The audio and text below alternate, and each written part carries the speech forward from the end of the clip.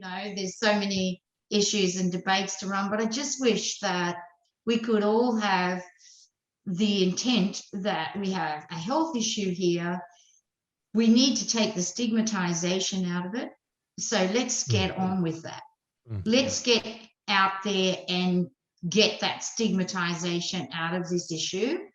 And then let's get people to front up and say, hey, I have a problem, and not be feeling like they've got that they're going to be reported to the police. And, see, when a mental health person fronts up with mental health problem, they don't actually fear getting reported to the authorities, to the police. They don't actually fear going to jail, but that's the problem that we have with illicit drugs and misuse of prescribed drugs. And I think we've got to take that out.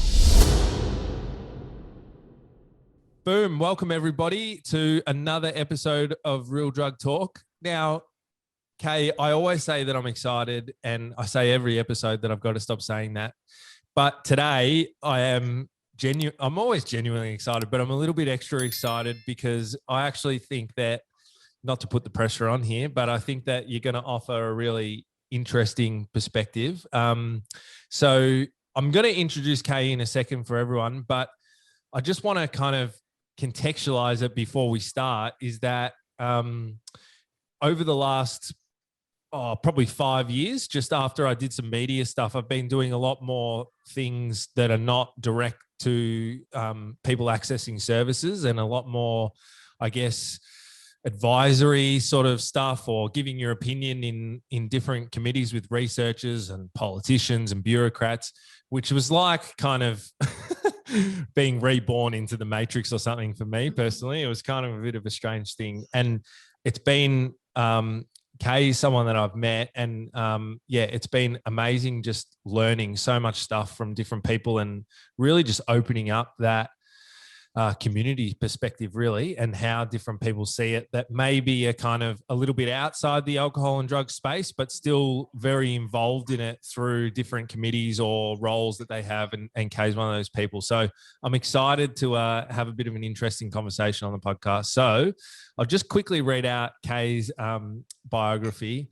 Now, don't blush, okay? You're probably used to these things. I don't know about you, but I get embarrassed when people read mine. Yeah. But So Kay Hull is a former Australian politician. She was a National Party member of the Australian House of Representatives from October 1998 to August 2010, representing the division of the Riverina, New South Wales.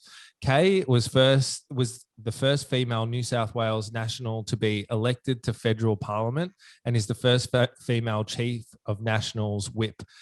There you go. I didn't know that. Kay served on a range of parliamentary committees, including Economics, Finance and Public Administration Committee, Aboriginal and Torres Strait Islander Affairs Committee, and Legal and Constitutional. Is that what it is? Constitutional. See, that's my dyslexia coming out. Constitutional Affairs Committee. As chair of House of Representatives Standing Committee on Family and Community Services, Kay's report "Every Picture Tells a Story" created the initiative for substantial reform to family law and child support system. Kay chaired Prime Minister Howard's inquiry into substance abuse across Australia, covering alcohol, tobacco, illicit and prescribed drugs, and authored the report titled Road to Recovery. She was appointed the Australian government to represent Australia on the International Parliamentary Union. There's a bunch of UNAIDS HIV task force. Yep, based in Geneva. Before entering federal parliament, Kay served on the Wagga Wagga City Council from 1991 to 1998, including 5 years as deputy mayor, and was chair of Council of Tourist Associations New South Wales from 1995 to 1998. She was also a member of the Board of Tourism New South Wales from 1995 to 1998, and received a Rod Murdoch Award for contribution to tourism in New South Wales in 1998. She was awarded the Golden Cow Roll of Honour Is It's it? actually Oh, crow, the crow. not cow. Jesus. The social justice warriors will be like wanting to get me with the pitchforks after that. Sorry, everybody. Award for contribution to the business community of Wagga Wagga in 2010 and received the Freedom of City of Wagga Wagga in March 2011. She convened the Parliamentary Cancer Network from 1999 to 2010 and has been a board member of Can Assist, a not-for-profit organisation, since 2010 and president since 2012. Kay was appointed the New South Wales Minister of Education and the New South Wales Skill Board, undertaking the New South Wales Skills Strategy in 2003. She was appointed as chair of the Australian National Advisory Council, Alcohol and Other Drugs, by the Commonwealth Minister for Health in October 2014 and was working closely with the National Ice Task Force. Kay was a recipient of an AM in 2014 and is working closely with the AM, and there's a reason why I'm reading this, everyone. In 2000, working closely with National, Kay was a recipient of the AM in the 2015 Queen's Birthday Honours for her contribution to the Parliament of Australia and her leadership in the Riverina. Kay was appointed chair of the Rural Industries Research and Development Corporation and by the Commonwealth Minister for Agriculture in August 2016. Kay sits on the University of New South Wales Murray-Darling Basin Medical School Advisory Council and has a passion for ensuring the world's best practice in palliative care. She currently chairs the Calvary Palliative Care Enhancement Council. Now, I'm reading that to embarrass you for a reason, because in the context of this show and what we want to do, I just wanted to demonstrate how much experience at lots and lots of different levels in the areas of government and bureaucracy, I guess you could call it, that Kay has had. And that's really what I wanted to talk to you a lot about, because I think one thing that happens with this show is that we have a lot of personal stories. We talk to some professionals in the space, but overwhelming feedback that we get from people that listen to these interviews say, oh, but the system's just fucked, right? And they don't know why. And people are hungry for some context behind it. And I thought that you'd be a really good person to talk to about. So first of all, like, is there anything that you haven't done? I should have just asked that. There's lots that I haven't done, Jack. But I guess the greatest achievement of my life is being a mum and a grandmother and a partner to my late husband, who passed away with pancreatic cancer. But they're the biggest achievements that I see in my life, is that is a pretty massive task to just be able to guide and support your children. And your husband, who is sometimes similar to a child, through the whole process of life, and now my grandchildren. And I find that pretty extraordinary. Amazing. No, I love that. And would you say that because in your bio there, and all the stuff that I've seen you be really passionate about over the time that I've known you, is very community focused or medically focused? Is that where a lot of that comes from, just from your own personal experience?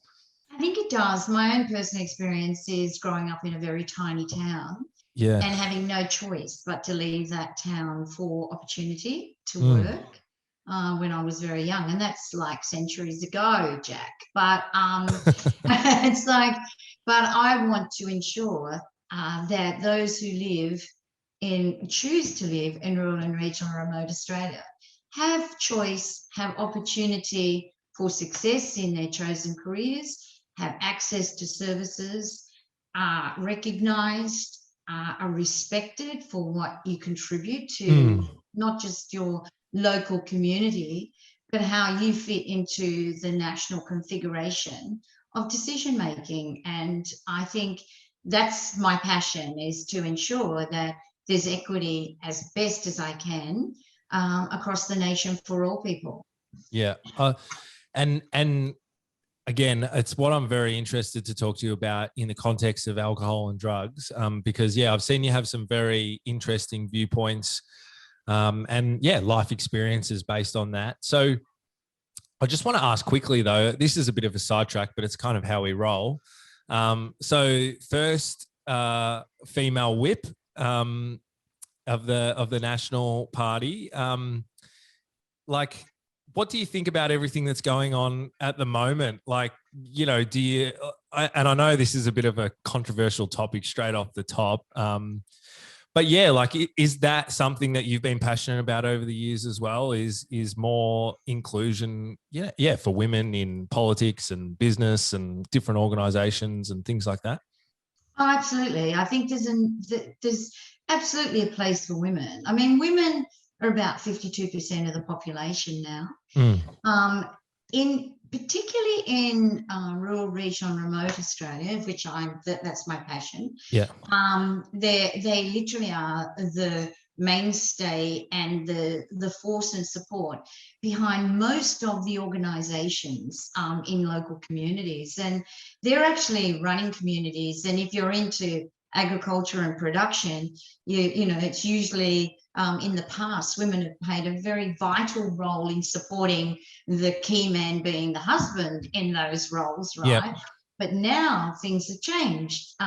You know, generally, if in my role as chair of AgriFutures Australia, it's agricultural innovation and delivery to levied industries. You find that the greatest majority of entrants into agriculture, innovation, technology, agri-tech, general, production is women. Women are paid, they're actually out there leading, not standing behind their man, so to speak. And coming from my role and my life, I know that my husband and I had a large smash repair business, and when my husband broke his back, he was in hospital and with 35 staff on the floor and nobody to be the key man. And I had to step up and step out of my comfort zone and become a tow truck driver. Wow. The first tow truck driver in Australia that was a woman, believe me. Really? It was not acceptable to be a woman as a tow truck driver when I had to get my license, and I fought that battle to say no. There's no law that says I can't be a tow truck driver. You're just telling me I can't because women are not. Well, I say this woman has to. I have a business to run and I have employees to keep employed. So I won the case, and I went out and, pushed myself right out of my comfort zone in my skirt and high heels, as a tow truck driver. But that's the way it was. And I see now, and that's always led to this passion of, women are such strong, independent people and can be and are such leaders in community. And sometimes they don't see themselves that way. They see themselves as kind of being a little bit more subservient. But now women are starting to find their role. They're out there doing it for themselves. And I'm applauding that and congratulating that and being passionate for that. Amazing. Yeah, it's look, we won't get too much into it, but as I was reading that, I was interested to see it.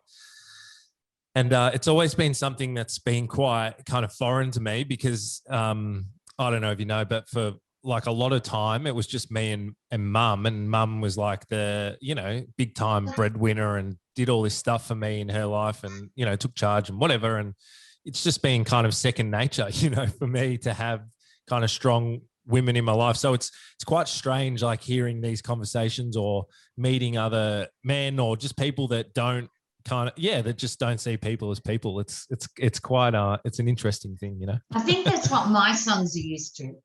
Because exactly, they, my husband and I were a partnership, a team, and he just it was probably his drive. He just thought there was nothing I couldn't and shouldn't do, including changing my own tires, doing whatever. Hang on, you can go and do that, and because he just thought that I could, and as such, I did do that, and I think my kids, my 3 sons, are absolutely used to it. And I remember once my firstborn grandson said to me about a woman bus driver. He said, Nanny, women don't drive buses. And I said, like, since when? You know, so he got told very early in life that women do drive buses, okay, when he's about 4.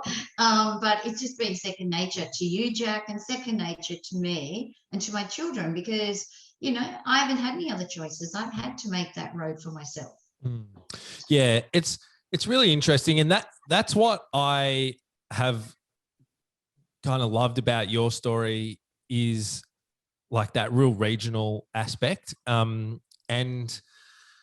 like we'll touch on it a little bit when we get into the alcohol and drugs stuff, but was that what sparked you to get into politics? Was after, you know, you kind of, after your husband broke his back and you kind of did this role and you might have seen some stuff in the community, or did the politics come before that? Or yeah, how did that all start? Like how, because it is a pretty big thing, you know, not only just to go where you went in your career, but just to decide, hey, I'm going to be involved in politics.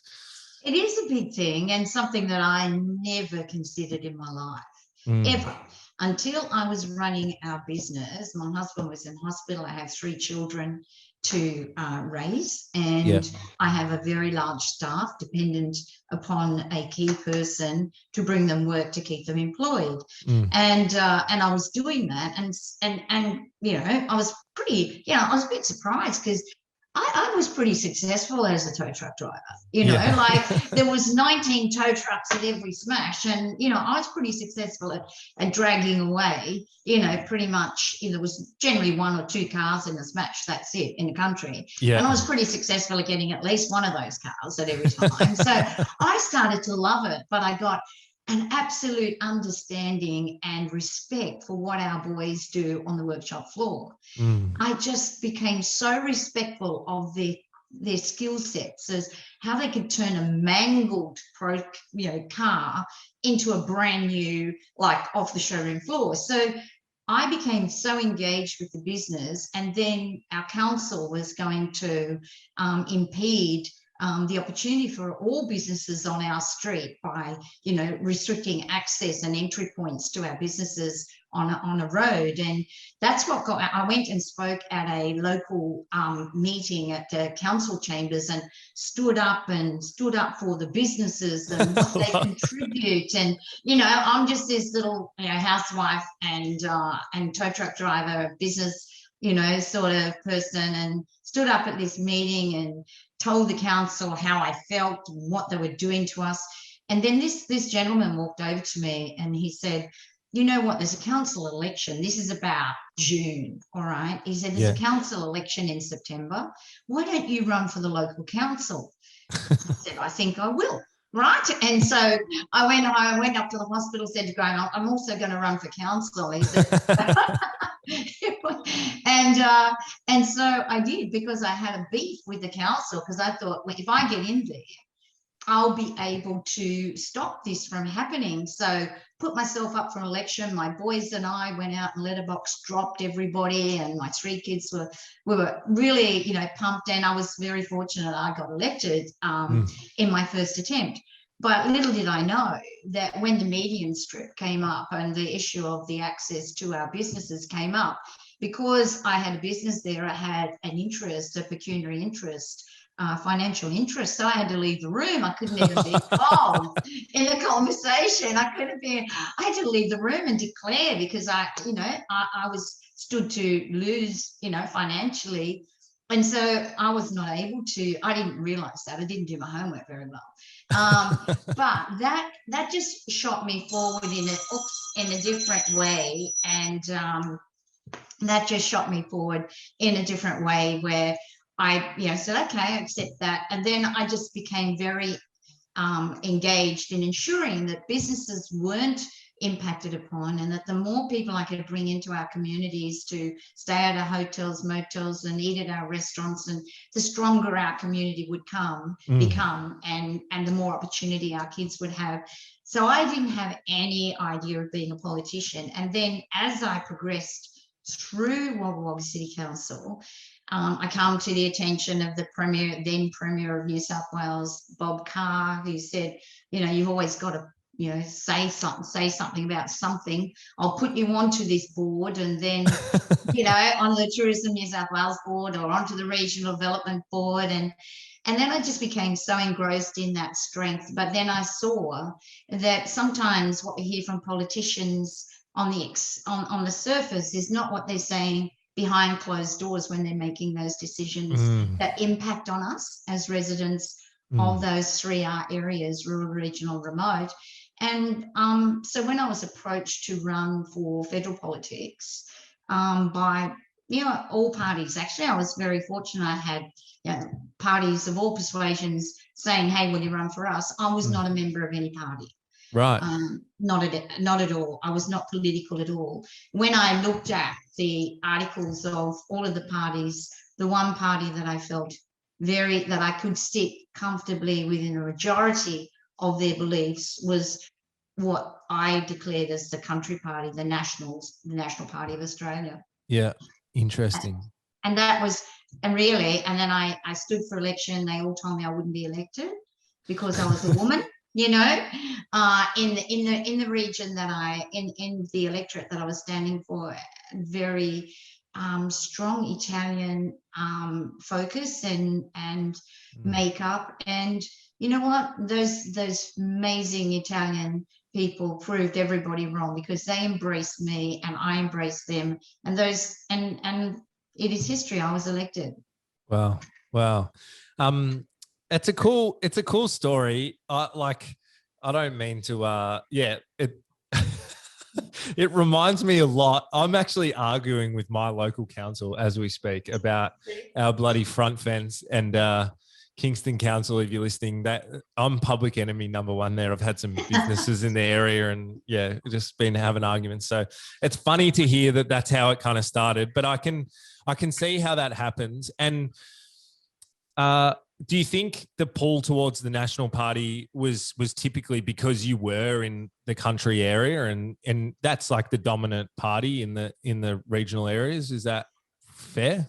True? No, I think perhaps my dad was a strong Labor man. Really? Hectically strong Labor man. Oh my God, he loved Bob Hawke. He just thought, and he would always say to me, the worker would never have anything. He was very strong Labor, and my mum was very strong Country Party. And so we didn't have any politics in our house because there was never the twain shall meet, so no discussion. All right, do not have discussion on politics. So no, it was really, I guess it was. But there's the other parties, like Liberal Party has connections in rural areas. But the thing that stood out for me most was that Nationals are not conflicted in any way with city versus country policy, because we only stand in country seats. Like we only stand rural, regional, remote seats. We do not stand in the city. So there's no conflict within that party as to the overriding best interests of the city or the overriding best interests of the country. We are at one. And I think that's what so that was the deciding factor, that all those that sit in the National Party room are only concerned for the advancement of country Australia. And that's what I liked. Interesting. So now, just before we move on and I start asking about some of this alcohol and drug stuff, and everybody listening will understand kind of how it all ties in. But is there a little story, because were you doing like in the thick of your political career when John Howard was the Prime Minister? Definitely. Yeah. Absolutely. So because that was kind of before I was alive, or just as I was very young growing up. Is there a bit of a story where you were approached to be a minister, and you turned it, or something like that? You turned it down to stay in your local community? I had opportunities to progress in our party, absolutely. But the most important thing for me was that we were in the Millennium Drought, the worst drought that had hit us. We had banks closing, in rural communities, leaving town. It was pretty hectic across regional Australia. And, you know, my electorate was about 100,000 square K, and so it's a pretty big electorate. And you can't get around that. You know, some of the city electorates you can walk around in a couple of hours, you know, and people don't know who you are, really who you are. No. But in country areas, people are very discerning. Our voters are very discerning, and they know who their local member is. And all of my towns thought that they deserved their own local member. So you have to be in every town and making, you know, ensuring that they're getting access to their local member, because, you know, they are the key reason you're there. And I guess my thought was that I was doing bank mediations, taxation mediations. We had a massive suicide issue in our rural and remote communities, particularly with young people. Oh, really? Very much so. Young people were being brought back from boarding school. Mum and dad can't pay the fees, and they're too far away from a school to attend. They couldn't see. They were trapped in those environments, couldn't see any light at the end of the tunnel. You know, some of them are like hours and hours drive away from any real community support. And Zoom and others, you know, online connectivity just wasn't available at all for them. And I felt that that was my priority and that they needed me. And once, in my thought, you know, you've got to have chiefs, absolutely, but you also need to have Indians and to do the groundwork and to keep the spirit alive of country Australia. And I was absolutely prepared to be that person who did that. And I would have felt like I was deserting my electorate, because once you get a minister, you almost lose your member, because in federal parliament, you are not just in a state. You are in every state and territory when you're a minister. You're never at home. You're never back with the people who voted you there, who need you. And so my decision was always to stay with the people that voted me in, to walk the tough walk with them, not be, you know, sort of in front of their game, but to be actually standing with them. So I made those choices deliberately, and I've never regretted it. That's amazing. I definitely think it's something that's maybe missing from politics these days. But would you say that that's something that's missing, is the people aspect of it all? Yeah, I think what we have, and I see now right across the board, and I'm going to sound a bit, you know, it's going to be a bit probably divisive, because I don't see it so much in our party, because most of the party have been, of Nationals have certainly been, run their own businesses, been, you know, very few farmers anymore. They're quite productive business people in their communities, etc. They've paid for their own mistakes out of their own pocket. They've learned how to, you know, take responsibility for decisions that they make. But what I see across the board now is a lot of times you're looking more, it's looking more as a career. Yeah. You know, as a career choice rather than public service. You know, public service to me, it's public service that really drives you to, you know, you can't make everything right, but you can try to influence, to enable equity across the nation, and for people to have a voice, and to take, you know, it was always my view that I took the voices of Riverina to Canberra. I did not bring Canberra voice back to Riverina. That was my task. Yeah, not always acceptable by my peers, by the way. Not always acceptable by the PM and the, you know, and the leaders of the political game. They would prefer that I sometimes have do as you're told. Yeah. Yeah, I could see that. So no, but I think it's interesting, because for me, it ties into this whole conversation about alcohol and drugs and alcohol and drug services, and you know, the funding streams, and Just, I guess the thing that I always hear from doing this show and just knowing lots of different people going through different services and stuff is that people largely feel kind of disenfranchised. Like everybody says that it's fucked, but I feel like people feel really disenfranchised on how to actually give back and help change it, or not knowing the avenues to do that, or just kind of feeling a bit powerless. And maybe I'm over kind of stepping the mark and not articulating that correctly on what people feel, but that's what I get the sense of. Like, what would you say to people that are involved in their different communities? Like, what's the best way that they can actually get involved and like make an impact and see some change that they want to happen? You know, Jack, I look at that. I look at this a lot. And you're right. People do feel disempowered and people feel disengaged. A lot of times people only vote in elections because they get a fine if they don't, you know, which is really sad because, you know, that passion of wanting to make your country strong and resilient becomes, it's not as evident. And I understand that.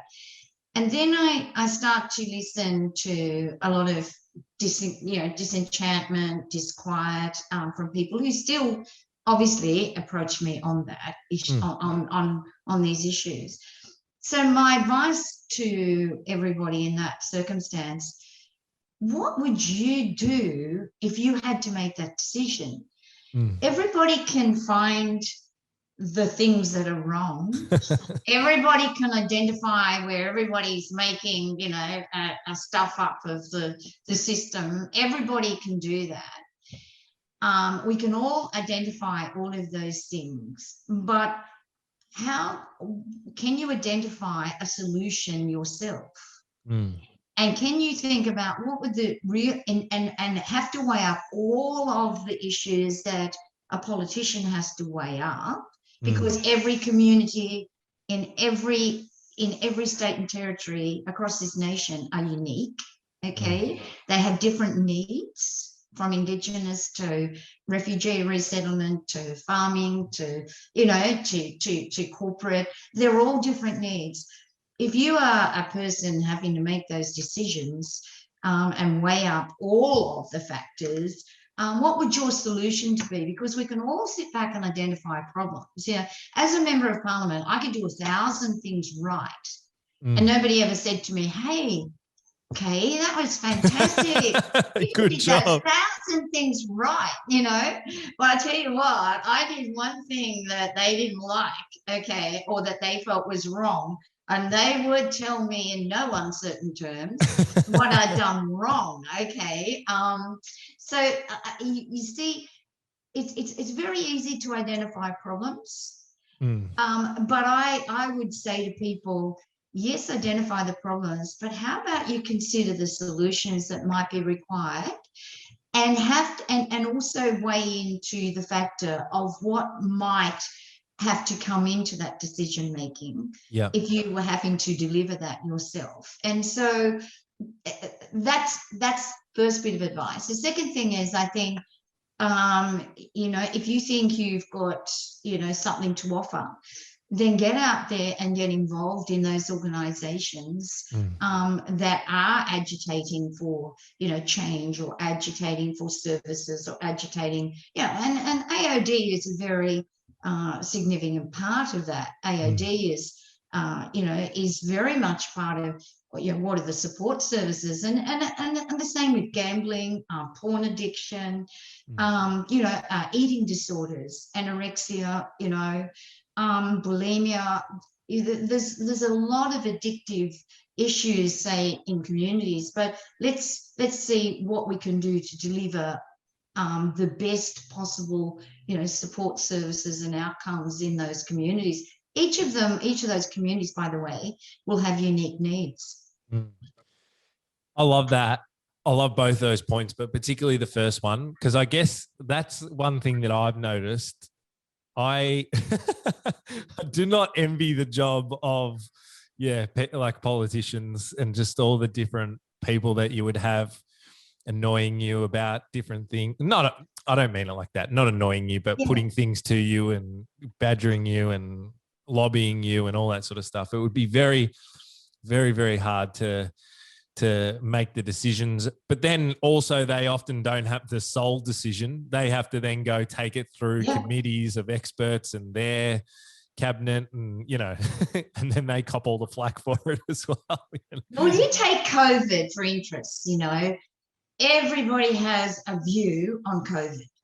Everybody, and then you've got the conspiracy theories and the 5G towers and the creating COVID, and then you've got the views on border closures. Everyone wants to shut down their border, okay, and then others are you've got to keep the borders open, for the commercial and economic factor of various states, particularly those states in Queensland and New South Wales, where they're very connected, very intertwined on those borders, and Victoria and New South Wales, very connected and intertwined. Then you look at WA. It's much easier to isolate WA just because of tyranny of distance between, that you've got to drive. So, everyone has a view, but somebody has to make a decision. Somebody has to make a decision. And that decision, no matter what decision, they're trying to make the decision with the best knowledge that they have in front of them at the time. And that's what a politician has to do. A politician has to look and say, you look at all of the information that you can garner and gather from every aspect, you weigh it all up, you try and make the best decision with the information you have in front of you. Now, the next day, you might find, the genetic sequence of COVID has changed dramatically, and the decision that you made yesterday is no longer relevant. And so everyone, you made the wrong decision, the PM made the wrong decision, he's stuffed up, Greg Hunt stuffed up, everybody's stuffed up. But that's what they had yesterday. Some of these things move so quickly. And I'm not sure if we're just having chat here, but I watched Four Corners last night, and we saw the changes in genetic sequencing through COVID, which was just extraordinary. And it was a very, it was quite an in-depth understanding of COVID and where the process and determinations in COVID. And it just shows you just how hard it would be in that decision-making role to make the right decision that would, going forward, would always be the right decision, because it just simply was impossible to do that. 100%. So you see, it's a difficult task, and and you know what? Everybody has the answer. Everybody has the answer, but nobody has to actually make the decision, and that's why it's so you have to listen to people, but and you have to take on board those that you think, wow, that's really got some credibility. I think that's, and so you have to be able to weed that out. But then you've got, as I said, you've got the 5G conspiracy, you've got a whole host of other conspiracy theories, and there's something that people feel very passionately about as well. So are you gonna update to 5G? No, I'm just joking. I'm just staring at you. You live in the country, Jack. You live in the country. I can't get. When Toaster talks to me about 5G, I say, give me 3G, please. Give me 3G, and I'm really happy. That's funny. So just on that, as I read out, it's. Yeah, you just have such a massive experience in all different kind of sectors, if you want to call it that, and different roles within government. How did you find your way into the alcohol and drug space? And I get the sense just by knowing you that it's kind of become a little bit of a passion for you. And I'm interested to know what originally has driven that. I think originally, Jack, it's probably a little bit sidetracked. When I was a very young mum, I had to have a blood transfusion at my baby's birth, and my baby had my son had to have a transfusion as well. Wow! before testing, okay, before blood testing. Wow. And then I was watching a program where I saw a little girl called Eve Van Graffors, who had acquired HIV through a blood transfusion. She was a preemie baby, and through a blood transfusion that she was given as a preemie baby and required. Jeez, that's terrible. She acquired HIV, and it tipped into AIDS, okay, acquired immune deficiency. And I saw her standing outside a preschool with her mum, and she was not allowed to go to preschool. She was not allowed to integrate with anybody. She was literally like we used to deal with lepers. We put them in a colony on an island, okay? And I looked at that and my heart broke. So there, by the grace of God, go myself and my son. It could easily have happened to me. It could have happened to my son. We were just lucky. We didn't get, we didn't get a transmission through a blood transfusion like that baby did. I always thought, if I'm ever, it never left my mind. I thought, how unfair on that child, how unfair on that mum. She was persecuted. Australians persecuted that mum for her baby acquiring HIV through a blood transfusion. I always thought, if I was ever in a place that I could do something about that, and that I could stop that ever happening to another person, I would. And when I got into Parliament, the first thing I asked was, do we have an HIV task force? And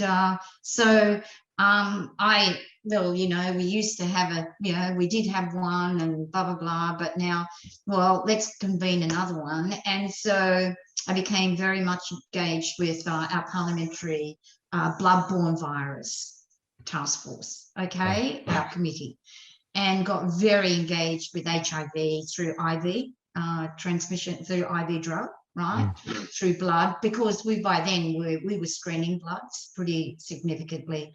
You probably would never acquire HIV through blood now, but certainly we started screening. But then I started looking at how IV users were contracting HIV in a significant way, blood, and we were having Hep C, and then I realised I had no facilities and no support services on the ground in country Australia for HIV, positive people, for Hep C. So I became really heavily engaged in that role of saying, hey, we need to step up to this, because it wasn't a very sexy kind of place to be at the time in HIV, because most people had a very strong view of where HIV emanated from. They had, they really did have problematic views on, and I didn't.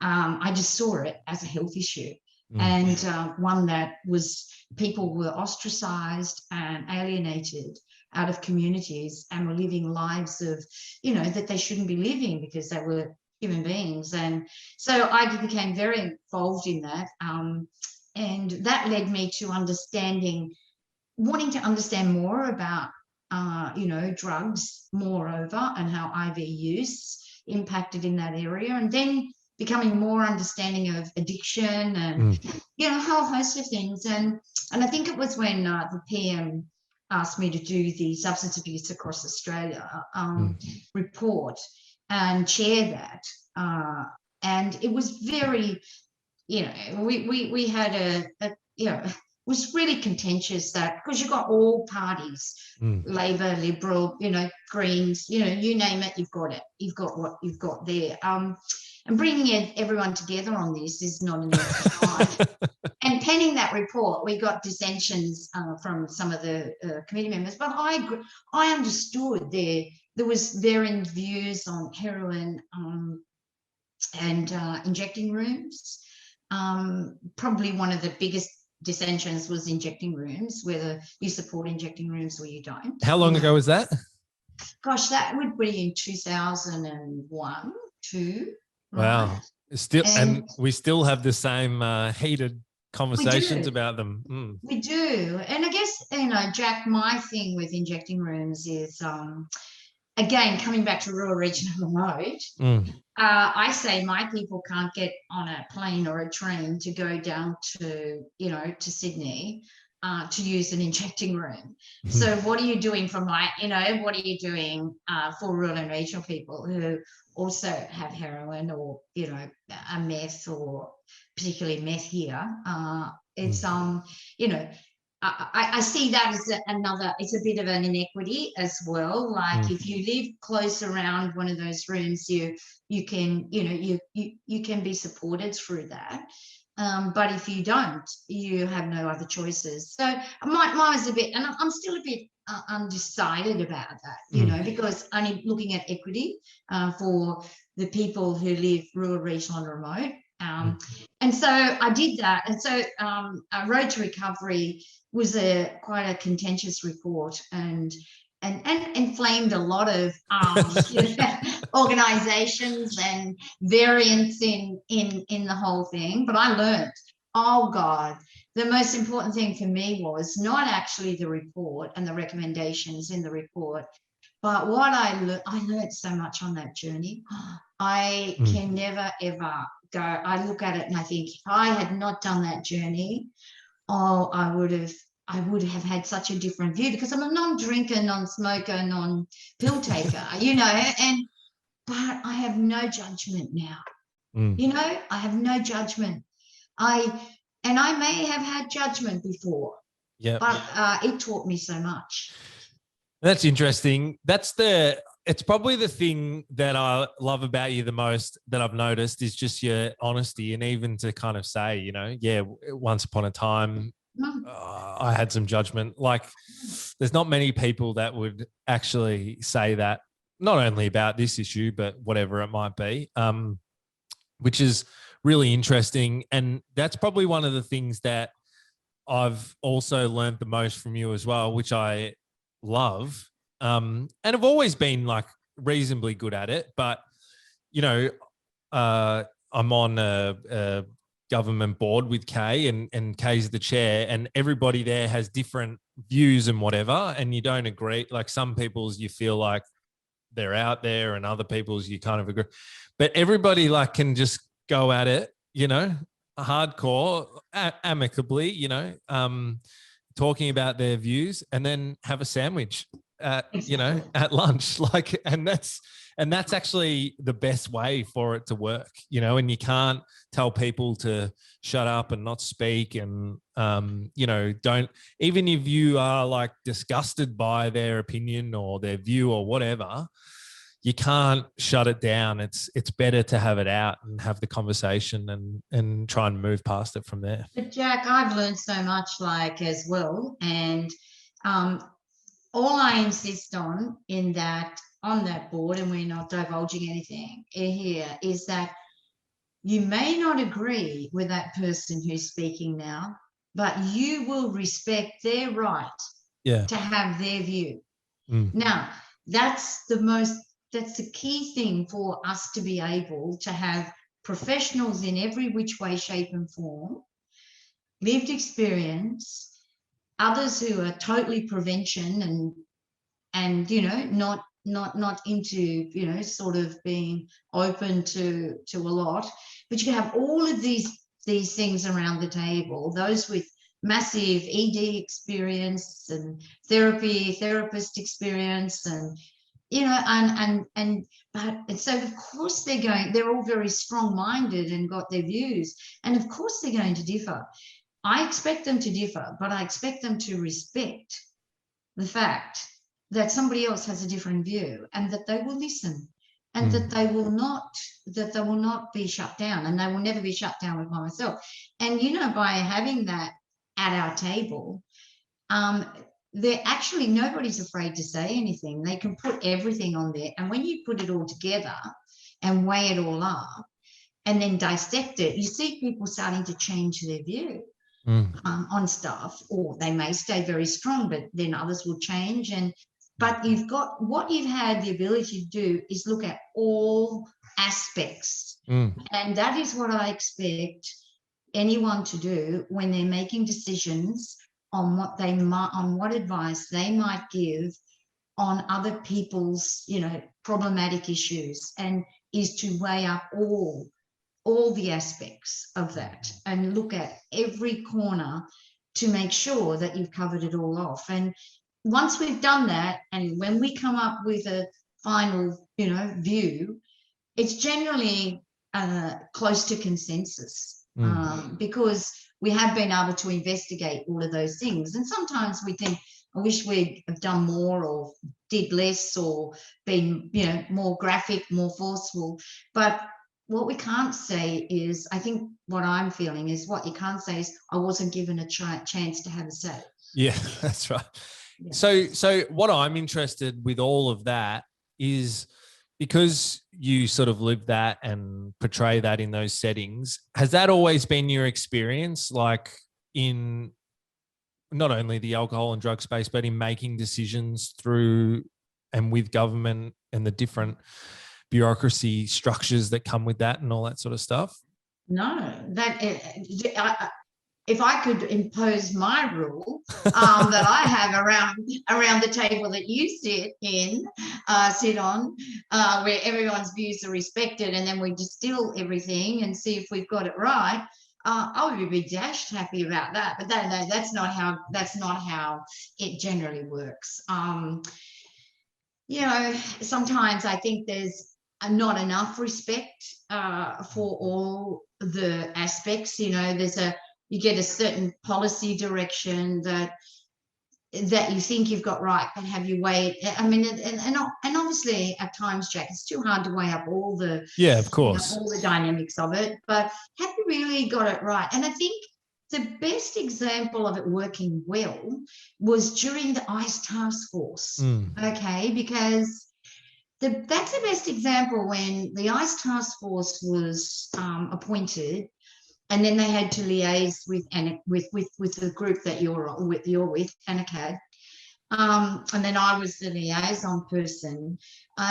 It worked really well because everything was distilled and everything was considered. And when the ICE task force under Ken Lay went to states and territories and listened and understood and tried to get a handle on what ICE was doing, particularly in rural and regional Australia, not so much remote, but rural and regional Australia, it was having a massive impact on, whilst it might have been small in numbers, it had profoundly the harm and the damage. The harm and damage and impact caused by it was having a profoundly different,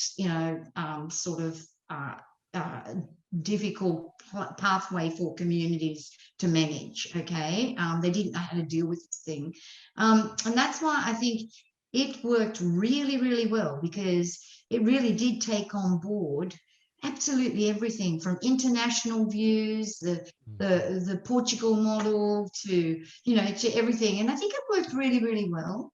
And then the 600 million new money was put into various components. Now, whether all of those components have delivered to the extent where the ICE task force thought it would, that's up for evaluation and undergoing that evaluation, right, like it's been undergoing that evaluation. But I think it was a really good example of how it can work if you take into consideration and you don't have a fixed view on wiping this out. It's almost like the COVID view. Do we wipe it out? Do we have zero transmission, or do we have minimal damage from the transmission? It's almost that similar type thing again. So I wish it doesn't work like that all the time, and I wish that it did have more consultation with it. But then again, at times when you're charged with making a decision, you simply don't have a couple of years to go around talking to everyone to do it. You got to make a choice, Yeah. So that's interesting, and it kind of segues into some of the stuff that I wanted to ask you, if I may, and feel free if you don't want to give your opinion, but it's kind of why I wanted to talk to you from someone that's kind of seen it from behind the curtains, I guess.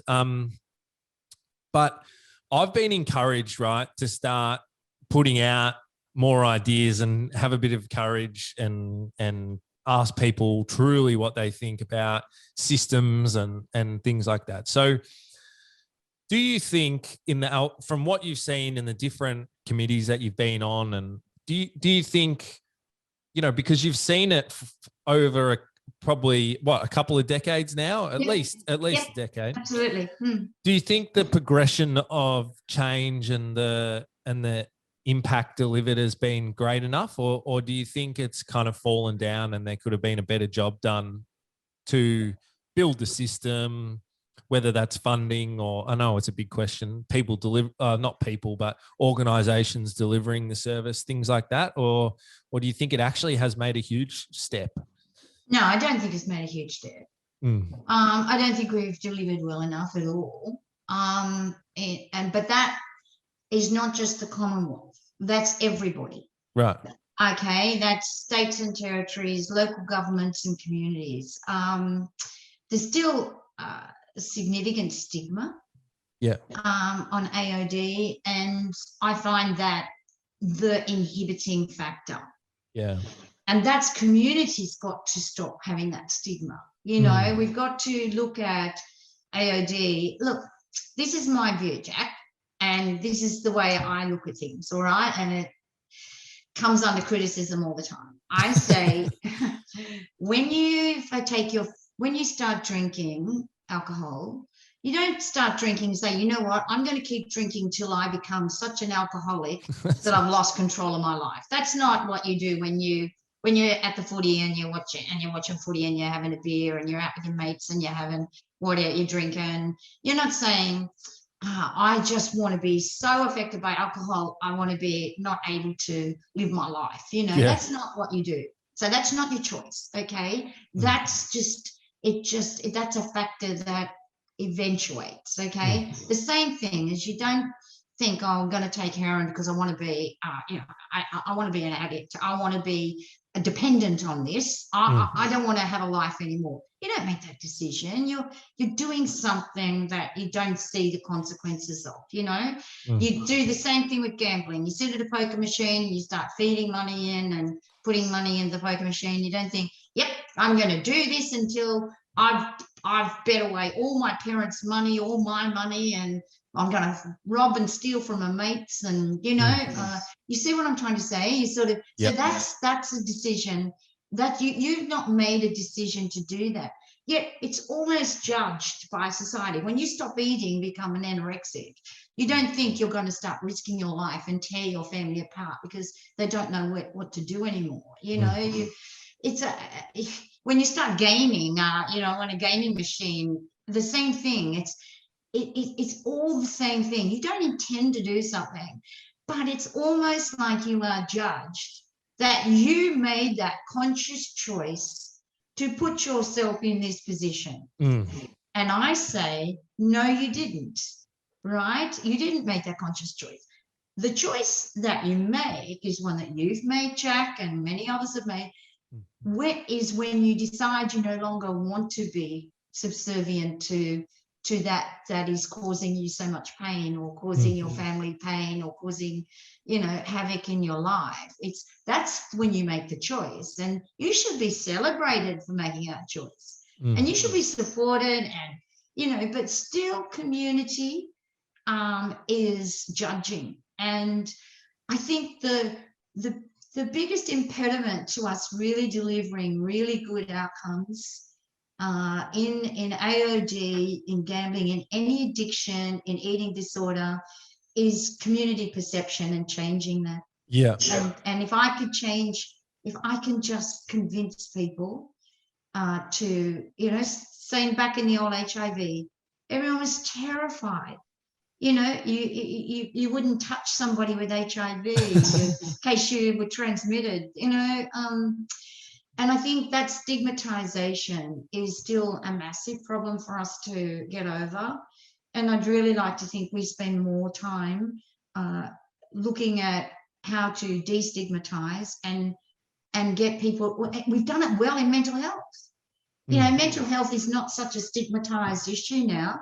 it's recognized. People are out there admitting to it that I've got a bipolar disorder, or I have a mental health problem in my life, with etc. And I'm now coming to terms with it. You try and get up and say, hang on, I've got an addiction problem, and I tell you, everyone's going to think differently about you. And I think that's why I think we haven't been as successful in delivering, because we always stick our services into the grungiest, grottiest part of the community, like as if that's where it deserves, or that's where it belongs. No, it should be, it should be out there, front and center. People should feel good about walking in there, and it's like they're taking control and being part, they should be congratulated. So, have we delivered well enough? No, we haven't, because we still are focused in this, this area of, a provision of services having to be proven. And I agree with, under that national quality framework, you've got to have tried and proven, outcomes for you to get government funding. But, I think there's a lot of things that we need to be considering further. Interesting. So I had Rob, I don't know if you know him. You probably do. Rob Sterling. He's the CEO of NADA, which is the peak body in New South Wales. And he's doing his PhD at the moment on outcome measures. And I love the conversation that I had with him, because one of the things that frustrates me, and I get a bit funny talking about it, because I really don't want us to get into that framework a little bit like America has in their health system, where lots of stuff is driven by money and profit and stuff like that. I'm not saying to have business involved in AOD services for that reason, but I just think, and I'd be interested to hear your perspective on this. Like, I feel like one of the issues that we have is there's no real incentive for like innovation, in the AOD space. And as a consumer of services, you sort of, particularly in Victoria, I know it's a little bit different in other parts of the country, but with the centralized intake system and the block funding, you sort of it's great that we have health services available. It's better than lots of other countries, I know that, but you can only go to a couple of places that get the money. And again, nothing against those services. There's great services out there, but often I feel like what can happen is that because they want to keep their money, they're just going along and doing whatever. And there's no one really like pushing the buck, coming up with innovative services or technologies or ways in delivering service to help people. And I feel like everything just kind of stagnates, as a result. Like, do you feel that there has to be not a revolution, but a bit of an evolution in the service structure that's delivered? Oh, without a doubt. Yeah. Oh, absolutely. I think, look, as I said, the National Quality Framework, sets out standards and, proven treatments and a whole host of things. But I think there needs to be, it's a bit like, it's a bit, if you go into agriculture now, you've been in farming practices, and you've done this all your life, and this is the way Dad did it, and the way your grandfather did it, and whatever. That no longer cuts it, mate. Now you are in the most innovative, technological, agritech, field in the world, and you have to get up with it. And those guys are out there doing it for themselves, despite governments, despite us all. And that's what I think is lacking in AOD. Me too. In good. Well, that's how I feel. But also in gambling, and in anorexia. I mean, geez, it's a huge, it's a big thing. Addiction is like it's this thing that needs this innovative thinking that says, now, okay, what we're doing is not working. So how can we look at it differently? And, you know, we look around the world, and this is a bit about the C&D that there was, you know. I wanted to ask you about that. So can you just explain what's the C&D, just for everyone listening? Well, it's a Commission on Narcotics and Drugs, and it's the world's, you know, they meet, we meet in Vienna, or they meet in Vienna every year to come up with protocols on all things drugs, illicit, and they call it, it's a stigmatization again. There's the biggest arguments are about whether it's abuse or misuse.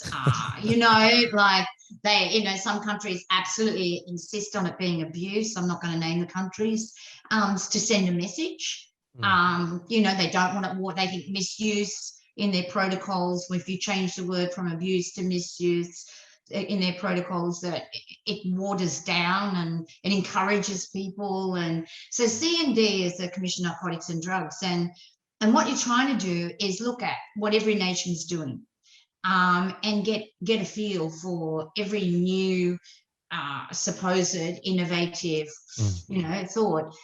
But and at this point, one of the only more innovative countries have been Portugal. It's a bit misunderstood. Yeah, it's very misunderstood. It's very it's a view that it's all, see, there's a terminology of legalize and decriminalize, but who's you know, there's an interpretation. What does decriminalize mean to this person, and what does decriminalize mean to that person? Yeah. What does legalize to that person as opposed to that person? Because we have these different views. Now, Portugal is a different, you know, it is not legal, okay? Yeah. It is not legal, but it is treated differently. Drugs and alcohol are treated, particularly drugs, are treated differently. Yes, it's still an offence, but it goes through an administrative system with support and referrals into a whole host of different programs. Okay, so you don't get a criminal record. Yeah, you're not walking down the street to IGA and buying a bag of heroin.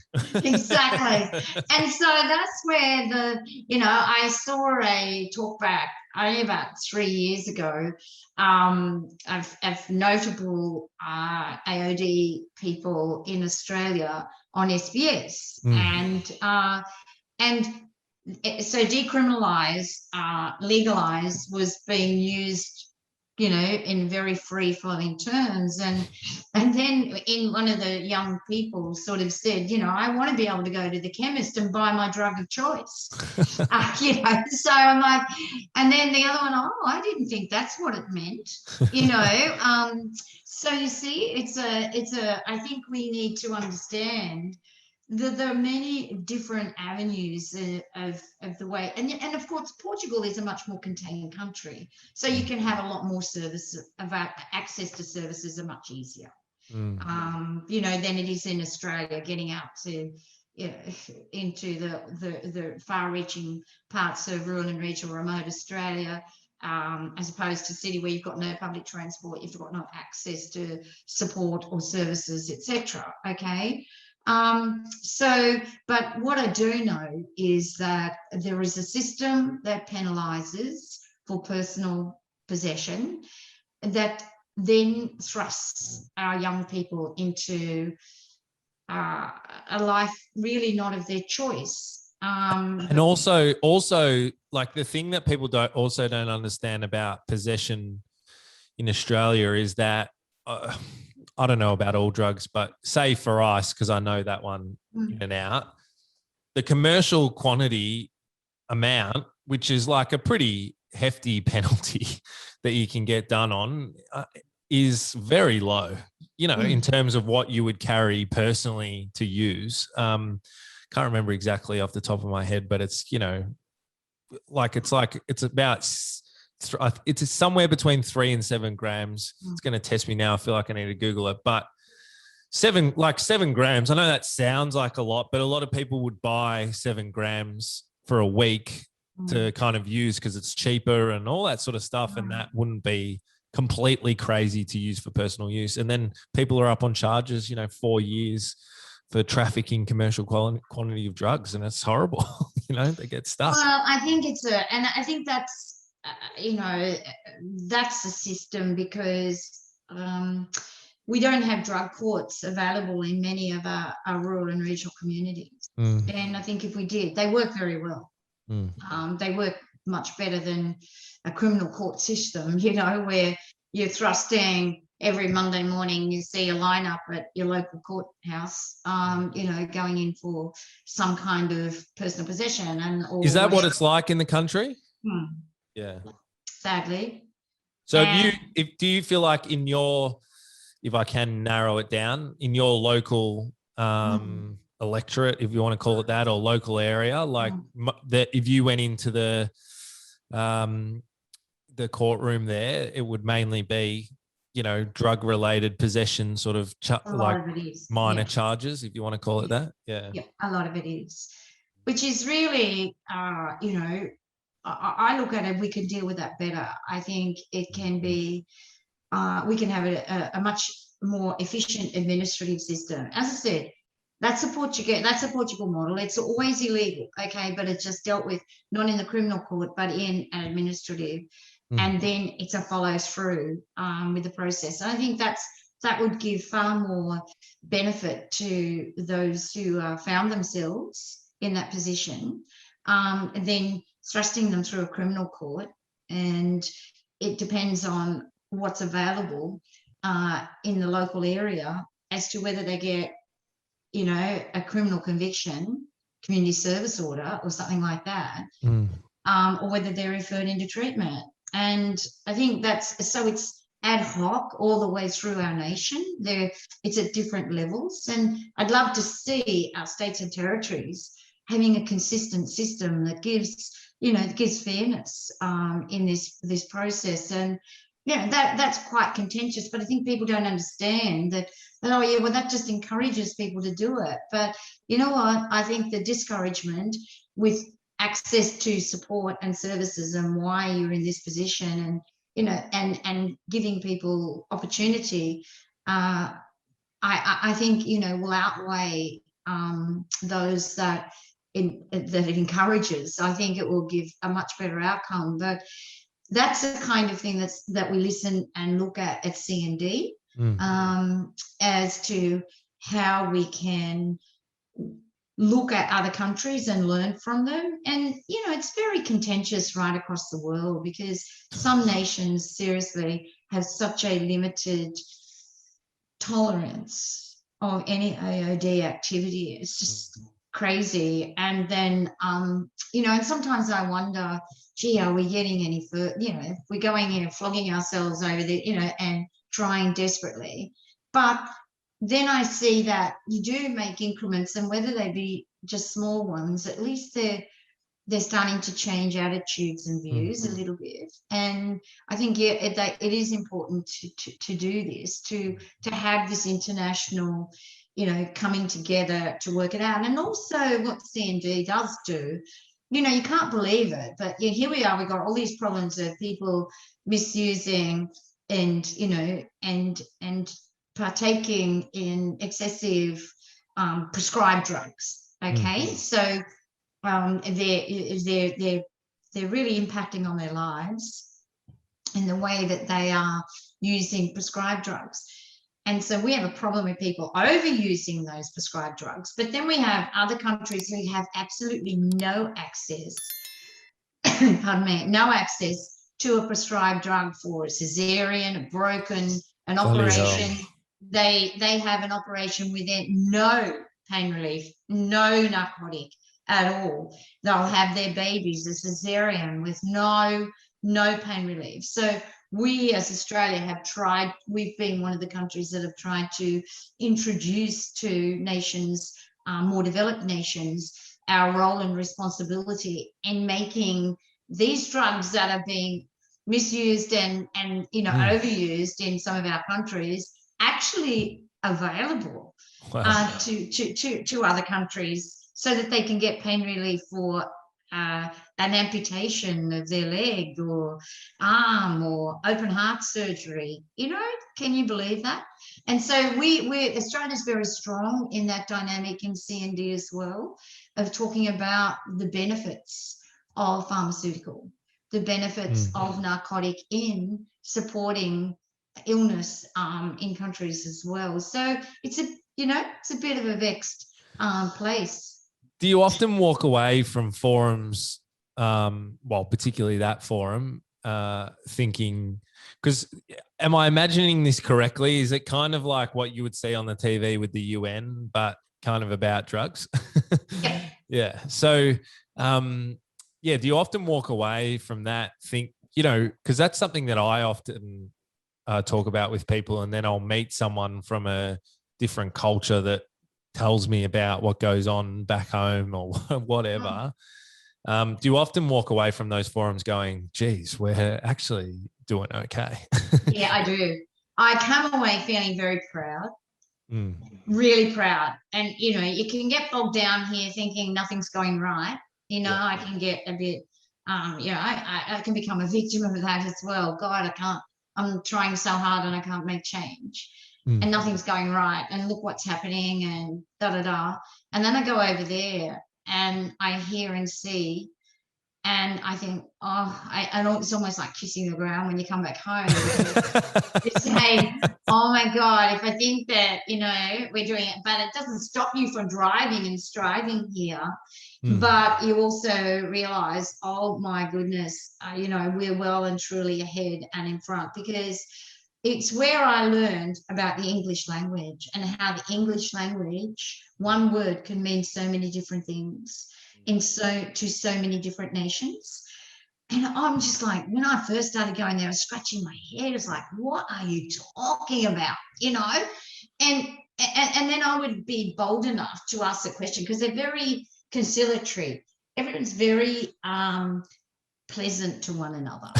It's quite strange. Be quite strange. It is just like, and I dare to. I'm a bit, and I think a number of the countries at times have asked, could I assist with their, with their protocol, because get a bit bolshy. I might ask the questions that everyone holds their breath on, and I will. Well, what do you mean? Tell me, what is your problem? And everyone's a bit, don't know, that's not fair. This is, but yeah, sometimes it's drawn out, and somebody will slam down, and another country will say, and I'm not naming them, and say, no, well, this is why I'm, and it's quite, and then everyone says, whoa, we haven't heard that before. And so you really understand what that country feels and why they. And you get it a little bit, because and you understand it, but just terminology and English language is interpreted so differently. And so when I said earlier in the piece about misuse, some countries see misuse as being so open to acceptability, encouragement. Yes, they have to have abuse, right? Because it's got to be abuse. That's the way this tunnel vision is, absolutely. And if we take abuse out, we're going to lose. We'll lose the fight. And yeah, so it's quite a emotional, intensive experience, and you learn really good patience. I've learned a lot of patience, and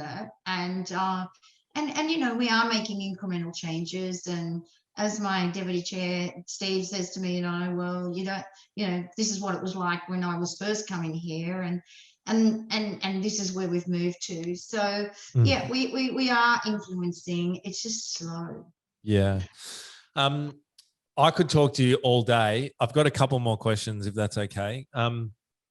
So, because it's just like, I know you probably don't feel like it, Kay, but it is a really interesting perspective for people to hear, because it's even though you're just, doing your life and kind of wherever you're led in your career, and you've done amazing things, but yeah, like the average person never really gets to contribute in those forums. And I find it so interesting. So here's here's a couple of big questions for you. So do you think the system and I'm not 100% up to date with it on other community service sectors or health sectors as well, but I'm guessing that maybe it's similar. You know how like the states allocate, their funding for alcohol and drug services, and they have kind of the bulk of it. Yeah. And then the Commonwealth, typically filters most down through the PHNs, but, does some stuff through the Department of Health as well. Do you think that is more of a hindrance or a positive thing that happens? Or like, is there some way, like, do you think those systems need to be aligned? Because you mentioned before, that you wish that there was more standard practice across all the states and territories. I do think they need to be more aligned. I do think there needs to be an agreement, both in policing, okay, how that's managed, and the access to drug courts and court system, right? And how we deal. I'd like to see a new administrative process put in place, even if we trialed it in a community that has a significantly high proportion of people being given criminal records. You know how I feel about. I just feel Indigenous communities are sometimes so disadvantaged because they're, at times they are getting criminal, convictions, and every community has that problem. So I do think if we had a standardized system where we had a principle in place and we tried to develop a new administrative process that doesn't matter whether you're in Victoria or ACT or or New South Wales, Queensland, WA, whatever. It has the same process, and that the Commonwealth and states could then get agreement through COAG, the Council of Australian Governments, and work toward delivering those support services, that are proven, but also open themselves up to new and emerging. Understand you need to have proven. It's spending taxpayers' money on this, okay? Yeah. But a lot of taxpayers are also being affected by it as well, okay? So, but I think I can understand why. Okay, it's got to be proven because it's taxpayers' money, and that's true. But there has to be an opening, a view that, okay, let's just test this and see if this could work. Let's just look at this and see if this can benefit. 100%. Like, it's a really interesting thing, and it's funny. I didn't realize, but I feel like in some ways we are aligned on it. But I feel kind of funny because I do believe in regulation, and I think that there needs to be. Yeah, the proven, like there needs to be some level of accountability and not just anyone can come in and do whatever. But it's also like, how much of that do you bring in where it starts to become, prohibitive to innovation and to new players coming in and being able to compete to provide something different, so for instance, which everybody listening has heard, like, and we're going to do it, but we're starting the lived experience organization, and it's up and going. We've got things happening, but to align with, but we've purposely not set it up as a non-for-profit because we wanted to set it up as a social enterprise to be agile and be able to move in a few different spaces. That is kind of a little bit more tricky with the setup of a non-for-profit. Anyway, so I guess to start with, like, we've had, a few like sideways comments from people, and you're just like, come on, like, so that's fine.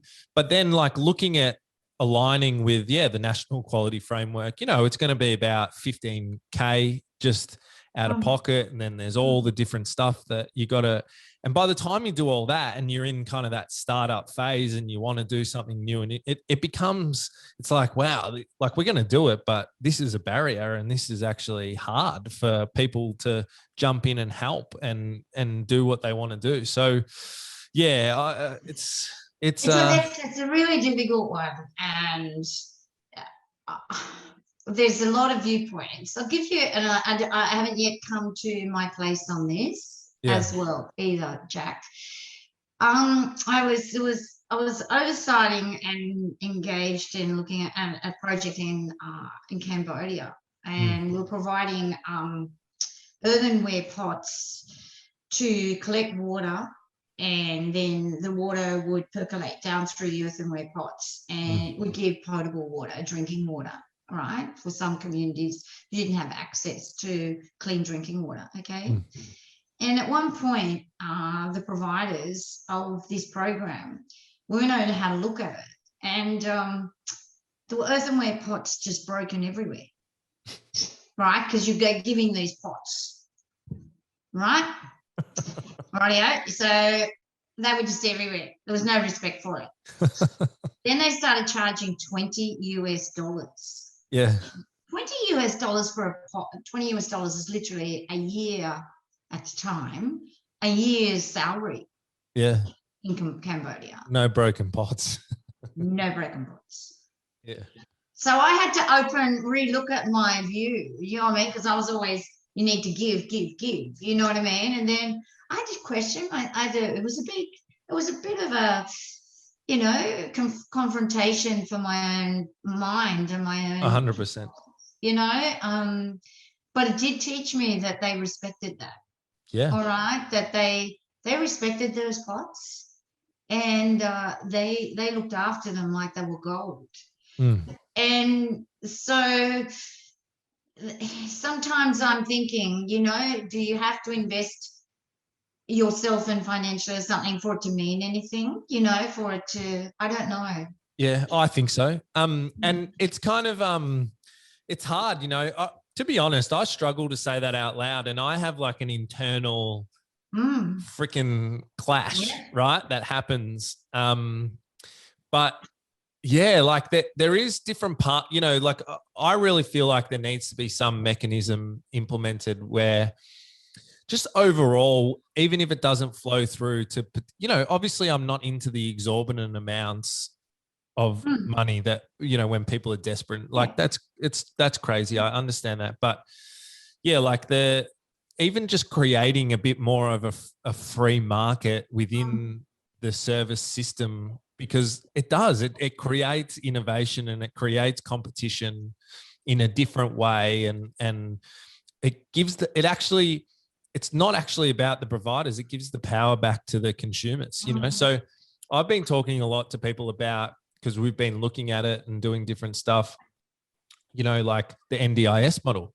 I think, like, don't get me wrong, I know there's lots of issues there too, but kind of fundamentally on paper, it's an interesting model to look at in some aspects, I reckon, in the alcohol and drug space, to give the power back to a service user that wants counseling or help with something, and then they can go and pick out different services at different price points or what they offer, and, you know, and then it just democratizes things a little bit more. I don't know.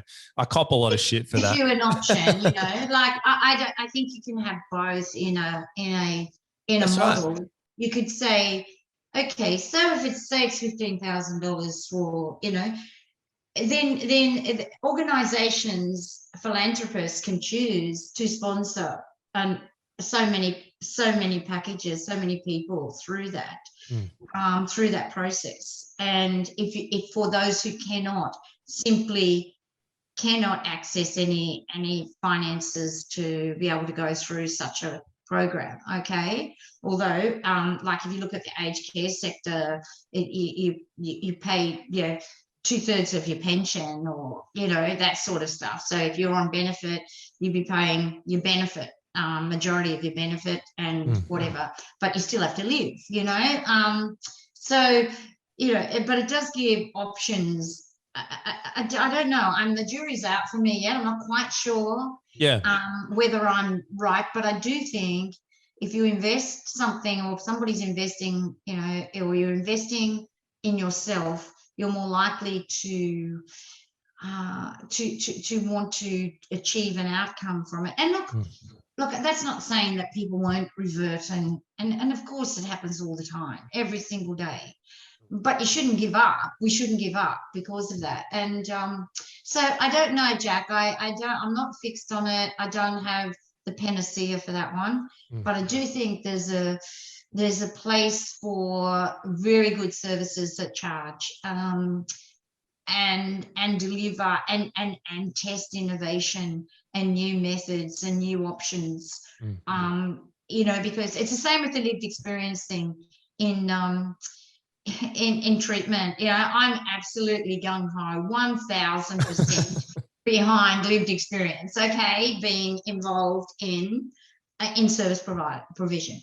I think there's nothing better than, like, you know, imagine like you talking to me, Jack, and you've got an issue, and you know that I don't drink, I don't smoke, I don't take pills, and I'm like, you say, well, how in the hell does she know what I'm going through? Okay, I don't gamble, so you know, I just don't have that knowledge that in here I know what you're dealing with, mate. You know, I can't even. It's like it's like losing a child. I've never lost a child. I can't even begin to understand that, right? But so it's like this is the same. So I think that if you're talking to me and you know that I've got no idea, you are not.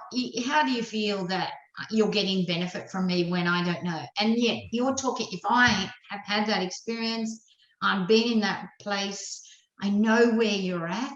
You know, it must give you a feeling of, and I've come through it, and I know you can come through it as well, and I'm going to help you, I'm going to walk with you, that buddy system, or that I can understand you. Surely that has to be valuable. And I know there's a very strong view either side on this from professionals.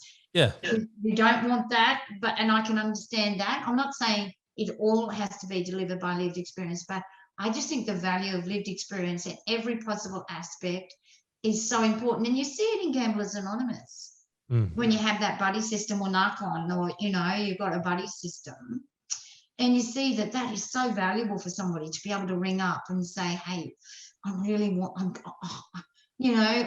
to fall off, you know, where are you at?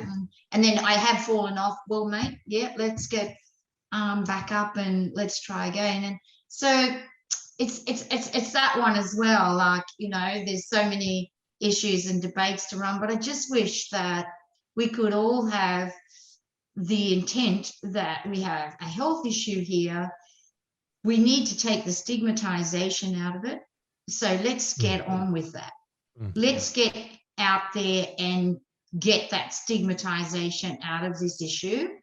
And then let's get people to front up and say, hey, I have a problem, and not be feeling like they've got that they're going to be reported to the police. And, you know, see, when a mental health person fronts up with mental health problem, they don't actually fear getting reported to the authorities, to police. They don't actually fear going to jail, you know, but that's the problem that we have with illicit drugs and misuse of prescribed drugs. And I think we've got to take that out. We had one of the client, just a quick story for everyone, client that we work with the other day. It's very complex. Anyway, God knows why, he was out walking in the forest somewhere and lost his wallet, right? In the middle of bloody nowhere in Victoria. Yeah. Found his way home somehow. Anyway, 7 days later, the police came and arrested him. He's like, because he had 7 points of ice in his wallet that he lost. and sort of got him for a possession charge. So, you know, it was like, it's just strange things like that. That's just totally not. Anyway,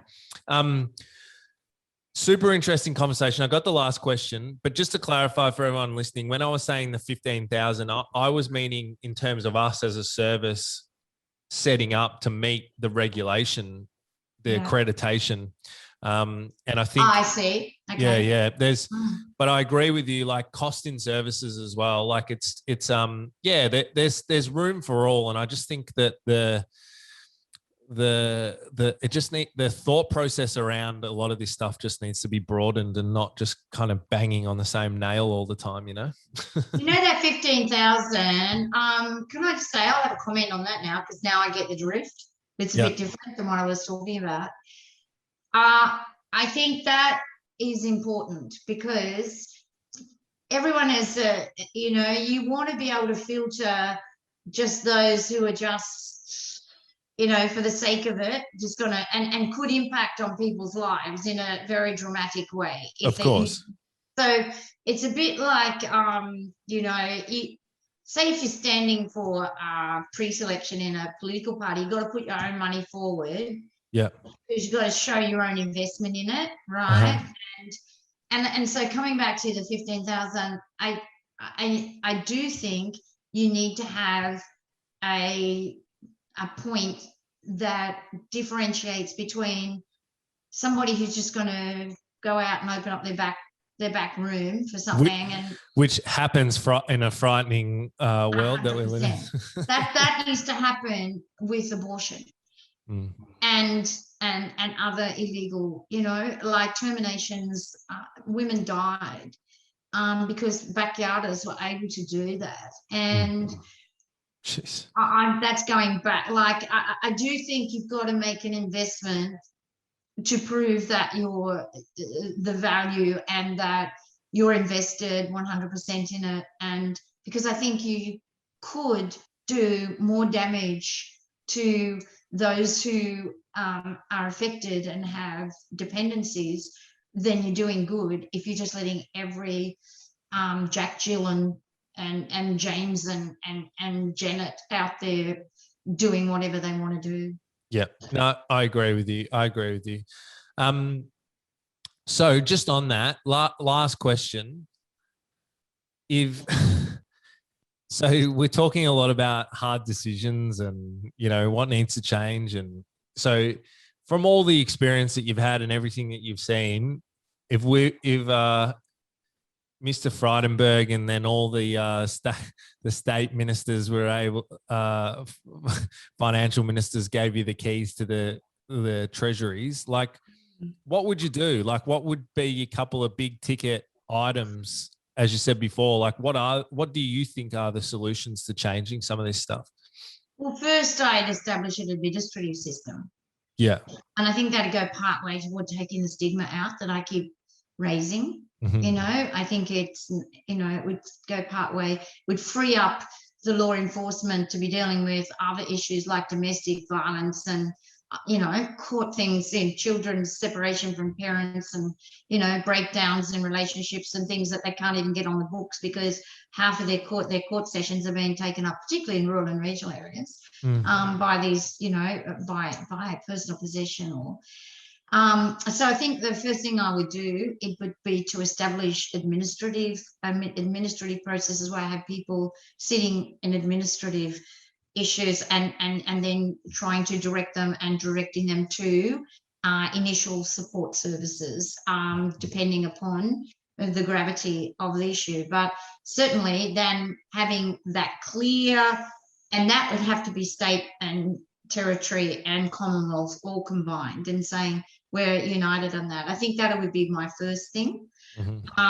And then I think I would be starting, I would look at a campaign on, as we've done with mental health, on taking the stigma out and the fear out of, once the fear was that you were gay, and you were homosexual and you were frightened and you were underground and now you are married and you're open and you are, mental health. Once if you had a mental health problem, you hid it, or somebody in your family did. Disability, when I was growing up, Jack, disability, if you had a disabled child, you literally hid them at home. Wow. Because of the way people looked at them and the stigmatization of a disability, as though it was somebody's fault. I remember growing up in a community where every month I'd see a lady come into town from a farm with her 2 disabled boys, and everyone stopped and looked at them, right? And so we've taken out a lot of that. And so if we really concentrated on reducing or removing stigma out of this whole thing, I think we would start to get traction. And we can do it because those people have been equally as stigmatized. For goodness sake, people were murdered when they were gay. People were hounded and hunted and thrown off cliffs and done whatever, as we've seen many of these come to light now. And so stigmatization was huge if you were, struggling with your sexuality. So we've been able to overcome all of these things. Surely we can find a way to get community to understand by, stigmatizing people, then the impact on them is much more profound than if we can just treat them as a health problem and try and walk them through and try and get them, to try and look at a future without dependence. It's my view that would be my first thing I would do. I love it. So I know I said last question, but I lied. Just last question on the follow-up. So talking about all this in policy, not in policy, in wish, in theory, and I guess I've spoken to a lot of people that are sort of, sit on the show, CEOs of non-for-profits, researchers, things like that. But from someone that's been, actually in government, politician, very successful, different high places, to do that, how hard is it to actually get that policy through? Hard, difficult. Because you've got to, why? Difficult. Again, I'm sorry, I sound like a cracked record and I apologize for that, because of the stigma. Yeah. Because of how the people might react against them if they put forward some quite innovative thinking on how we can deal with AOD, issues. It's a stigmatization. It's a bit, so it's hard. And, because people have very strong views on drug and alcohol dependence. I mean, you've got, in the community, there was a recovery house to be set up in local community, and the community, anyone that were within streets of that recovery house have objected strongly. They say it's needed, but it's not in my backyard, put it out there where they belong, out there where they can't. Now, and I'm saying, hey, these people have made a choice. You should be assisting them with that choice, celebrating that choice, and congratulating that choice, and being part of their journey forward. And yet, so I just think there's such strong views for members of parliament on how their communities act or think or judge people with AOD issues. And so, when they're making their decisions as local members or whatever, they may be, considering the impact upon them. It's a bit like the current debate on assisted euthanasia happening in New South Wales. I've got a local member who's really opposed to assisted euthanasia, voluntary euthanasia with an illness, a terminal illness or whatever. But the community, they've just said 82% of the community support assisted, so that person's got to now consider how they go forward and make that decision against their own, he's a doctor, against his own ethics and values and the oath that he has signed to be a medical practitioner in the past. So you see what I'm saying? It's not an easy thing for decision makers, because there's a lot of things that weigh into it. It is not an easy thing to get policy through. Wouldn't matter if it's water. It doesn't matter whether it's environment. Look at what's happening with climate change, Jack. It's not easy to get an accepted policy on climate change. Is there climate change? Is there not climate change? Should we be addressing it? Should we not? Is there, so you see, it's not just about AOD. It's about everything. You just think about everything that's on the front page, whether it's COVID, are we doing right? Are we doing wrong? Blah, blah, blah. So, those decision makers have pretty significant issues to combat, and lots of things to weigh up and add up. And I come back to where we started. you know, they're not always easy to, when you actually distill everything, where you thought you were, you usually find yourself in a totally different place after you've taken into consideration absolutely everything. It was like stem cell research for me. Like, it was such a, I had this position, and then when I heard it all and read it all, and then I looked at it all, I changed entirely. I changed my position on it, and I sorted it. I like, just to finish that, like what you just finished on there is what I think is the key thing that needs, in whatever it is that needs to change for people, is that we need to actually allow people to change their mind. Yes. Like, because I feel like that's something that happens that prevents a lot of stuff, is that if people have a position and then they change their mind, they're like they're ridiculed, or and it just prevents a lot of things shifting and happening. You know, we have to allow people to, as you said at the start, have their views, but also give them the space to change. My mum used to say to me, you know, don't worry about changing your mind. It proves you have a mind to change. So like, you've got a mind.